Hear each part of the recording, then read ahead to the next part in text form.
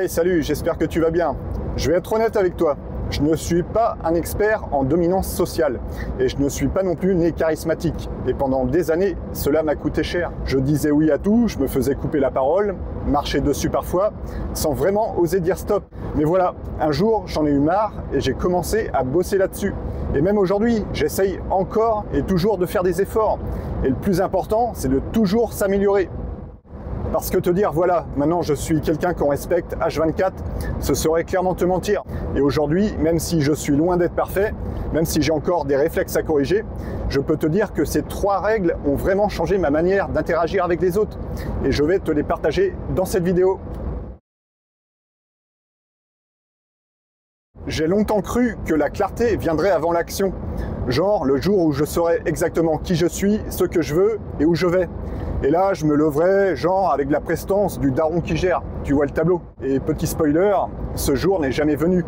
Alors en attendant, tu passes ta vie à arriver partout en mode GPS brouillé. Et je me suis vu débarquer dans des réunions familiales, dans des discussions, bref, dans la vie quoi, avec une énergie de figurant. Pas trop sûr de lui, pas trop gênant non plus, mais pas du tout présent.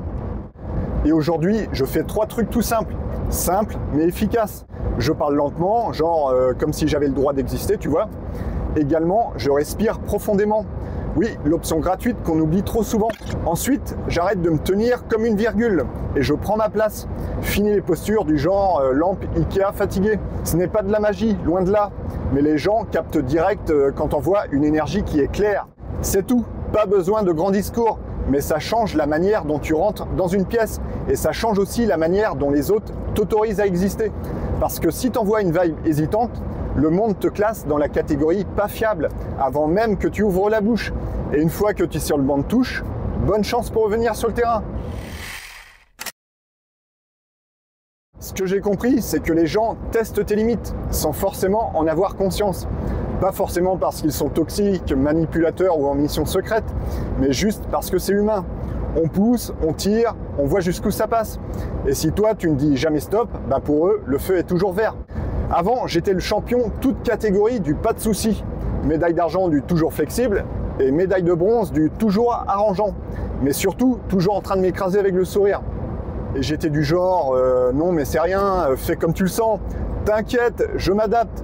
Traduction, je suis en train de m'auto-piétiner en silence, mais vas-y, fais ta vie. Et intérieurement, j'étais frustré, agacé et même parfois triste.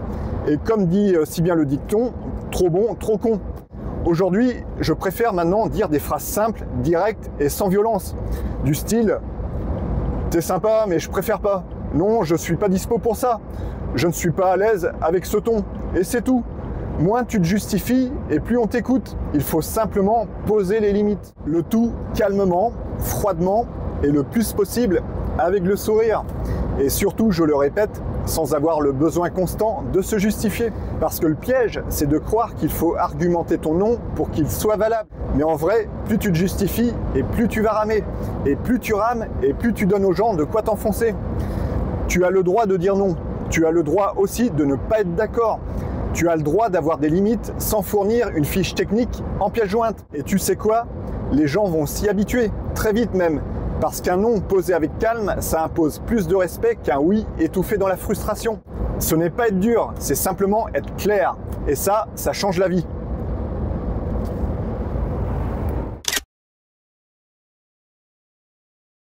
Petite vérité qui pique, plus quelqu'un s'énerve et plus il a besoin que tu restes calme. Mais bon, on sait très bien que la plupart des gens font l'inverse. Quelqu'un hausse la voix, ça monte direct au plafond. Un ton sec, réaction immédiate, version missile sol-sol. Résultat, 2 égos en furie et 0 neurones dispo. Et attention, hurler plus fort n'a jamais fait gagner un débat.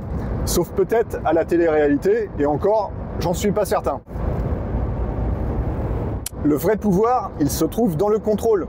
Je ne parle pas du contrôle robot froid sans état d'âme, genre le T-1000 dans Terminator. Je parle du contrôle de celui qui capte le sketch et décide de ne pas auditionner pour le rôle de débile numéro 2. Mais bien sûr, quand ça chauffe, hélas, tu en as toujours un qui veut lancer un match. Toujours un candidat pour jouer à qui veut péter un câble. Un duel d'ego en mode question bonus, répondre vite, très fort et sans réfléchir. Mais voilà, tu ne gagnes pas en criant plus fort.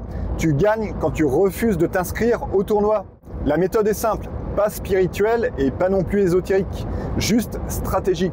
Premièrement, tu la mets en veilleuse, tu observes, alors pas pour méditer, simplement pour le regarder s'enliser dans son propre jeu théâtral. Oui, laisse-le briller dans son grand rôle de star du mélodrame 2025. Deuxièmement, tu respires. Reste calme et posé, et je dirais même avec une attitude presque insolente. Parce qu'il n'y a rien de plus frustrant pour quelqu'un qui explose que de voir une personne en face de lui rester de marbre. Pour imager, tu es presque en train de lui faire un doigt d'honneur silencieusement. Et troisièmement, si le cœur t'en dit, tu peux balancer éventuellement un petit dis-moi un tel, tu préfères qu'on règle ça intelligemment ou tu veux continuer ton one-man show? Alors oui, je te l'accorde, faut oser la sortir celle-là. Parce que ce n'est pas une phrase neutre. Et si la personne est déjà au bord du précipice émotionnel, tu risques de lui filer un petit coup de pied. Mais parfois ça passe. Et quand ça passe, ça calme direct. Parce que tu n'as pas crié, tout simplement. Tu as juste mis en avant la situation absurde tout en gardant ton calme. Effet immédiat, le cirque s'arrête. Et si par malheur cette situation devenait hors de contrôle, c'est que tu n'étais pas en face de quelqu'un qui voulait communiquer. Seulement un ego en feu qui cherchait de l'essence. Le calme, ce n'est pas de la passivité, c'est de la domination discrète. C'est choisir de ne pas répondre à la provoque et de laisser l'autre s'épuiser tout seul dans son sketch. Et dans un monde où tout le monde veut avoir le dernier mot, celui qui reste posé devient automatiquement la figure d'autorité. Le calme, ce n'est pas de la faiblesse, c'est du contrôle. Et quand tu maîtrises ça, tu as gagné une énorme part de respect.